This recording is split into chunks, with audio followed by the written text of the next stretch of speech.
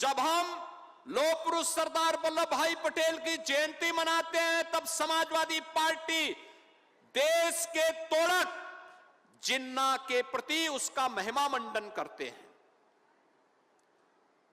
जब हम एकजुट होने का आह्वान करते हैं, तब ये जातीय विभाजन में समाज के सामाजिक ताने बाने को छिन्न भिन्न करने का पाप करते हैं। और ये वही लोग हैं, इसलिए केवल एक निर्णय नहीं है बहनों और भाइयों, ये न्याय का वह क्षण है जिसने इतिहास की अधूरी तमन्ना को पूरा किया है। वह क्षण आया है। आने वाला समय जब कभी पूछेगा कभी कि बंगाली बोलने वाले इतनी बड़ी संख्या में लोग कहां से आए हैं, और उस समय बताना फिर, यानी ये लोग अपनी भूमि को इनको विस्थापित किया गया, लेकिन लखीमपुर ने उन्हें अपनाया है, उत्तर प्रदेश की धरती ने उन्हें अपनाया है। आज पसीने को उसका अधिकार मिला है।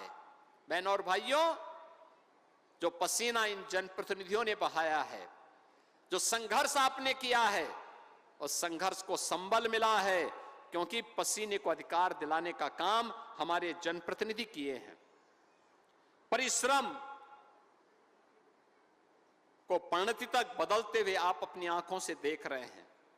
संघर्ष उसकी पहचान को मिल रही है, और आपके भविष्य को अब एक अस्थायित्व मिला है।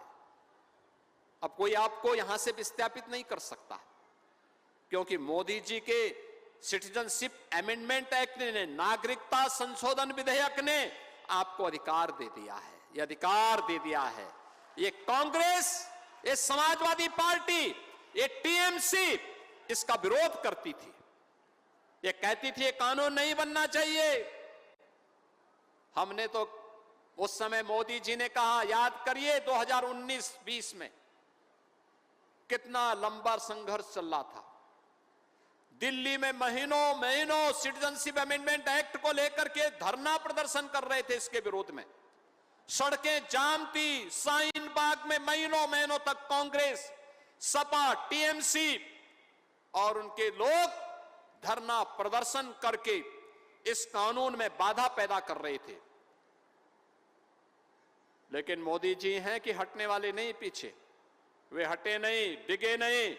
उन्होंने कहा यह अधिकार हिंदुओं को, बौद्धों को, सिखों को, जैनियों को प्राप्त होना ही चाहिए। और आज उसी की बदौलत हम लोगों ने निर्णय लिया, और आज ये अधिकार पत्र हम आप सबको यहां प्रदान कर रहे हैं। अब आप बहनों और भाइयों अपनी जमीन के वास्तविक मालिक बन गए हैं। अब आपको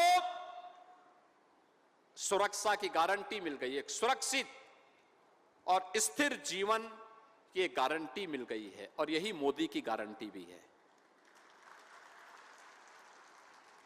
आपके बच्चों के भविष्य को एक सुदृढ़ नींव मिल गई है। कोई उन्हें वंचित नहीं कर सकता, भगा नहीं सकता। अब कोई आपको बांग्लादेशी नहीं बोलेगा, बांग्ला भाषी बोलेंगे, क्योंकि बांग्ला भाषी भी भारत का नागरिक है। और यह अधिकार आज आपको प्राप्त हुआ है। बहनों और भाइयों,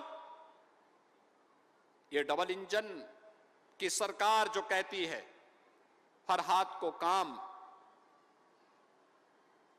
हर नागरिक को अधिकार, सरकार के उसी विजन को आगे बढ़ाने के लिए, हर परिवार को सम्मान दिलाने के लिए आज हम लोगों ने उन कार्यक्रमों को आगे बढ़ाया है। आज जब यहां पर हम लोग आए हैं, और सचमुच में देख रहा था यहां पर इन परिवारों को उनका हक मिला है। आज ये सभी बांग्ला भाषी परिवार पूरे आत्म गौरव के साथ, सम्मान के साथ न केवल अपने वर्तमान को बल्कि भविष्य को भी, उस सुनहरे सपने को आगे बढ़ने का पूरे अभिमान के साथ आगे बढ़ सकते हैं। उस समय आपने देखा होगा 1947 हो या 1971, किस प्रकार की मजहबी कट्टरता ने हिंदुओं और सिखों के सपनों को चकनाचूर करने का काम किया था, किस रूप में किया था। लेकिन अब कोई आप पे अत्याचार नहीं कर सकता, ये हम तो गारंटी दे सकते हैं। अब कोई तुष्टीकरण के नाम पर आपको बहका नहीं सकता है, और अब कोई आपके मोहल्ले का नाम गुलामी के प्रतीकों के आधार पर भी नहीं रख सकता है,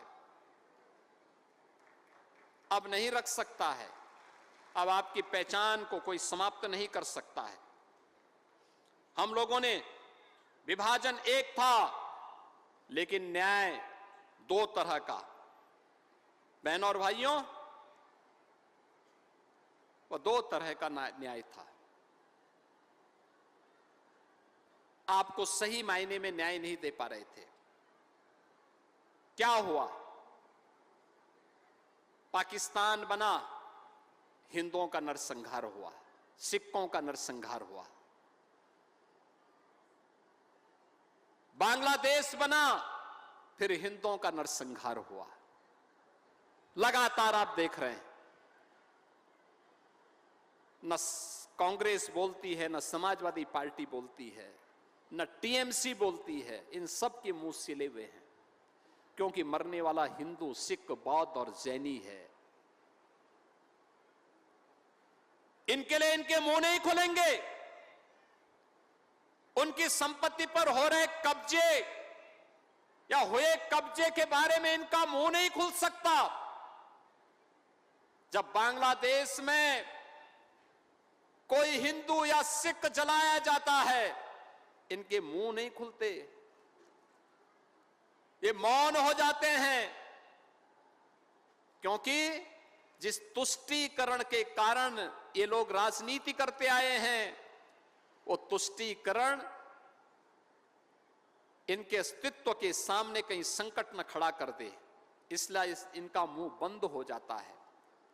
इनके ओंठ सिल लिए जाते हैं, ये नहीं बोल सकते। इसीलिए सिटीजनशिप अमेंडमेंट एक्ट का ये लोग विरोध करते हैं, हिंदू समाज को आपस में बांटते हैं, जाति के नाम पर, मत और संप्रदाय के आधार पर, क्षेत्र और भाषा के आधार पर। याद करिए, इन 70 वर्षों में, 75 वर्षों में कांग्रेस ने आपसे वोट लिया, लेकिन अधिकार नहीं दिया। ये लोग तो अपने तो किए नहीं। जब मोदी जी के नेतृत्व की सरकार कुछ कर रही थी, तो उसका भी विरोध कर रही थी। इन्होंने लगातार उसका विरोध किया। लेकिन अब हम कह सकते हैं कि दशकों पहले जो चुप्पी थी, डबल इंजन की सरकार के सामने वो चुप्पी टूटी है। सीए का कानून बना है। कोरोना को परास्त करने के बाद अब हम आए हैं आपको अपना अधिकार, आपका अधिकार दिलाने के लिए, और ये अधिकार की वही यात्रा है। अब से डीडी फ्री डिश की चैनल नंबर 57 पर देखिए न्यूज नेशन।